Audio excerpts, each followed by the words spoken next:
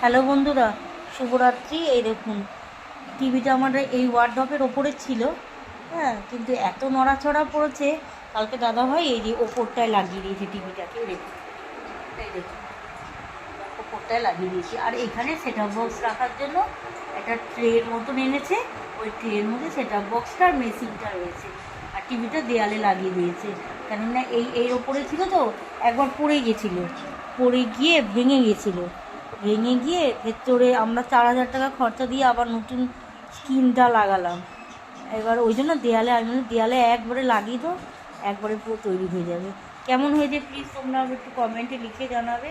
যে এটাই যদি আগে করতাম তাহলে আমার আর 4,000 টাকা খরচা যেত না। হ্যাঁ, আর আমার না শরীরটা খুব দুর্বল, মানে প্রেশারটা কমে গেল কী করে, এতটা কী করে যে প্রেশারটা উঠবে আমি সেটাই ভেবে পাচ্ছি না এখন।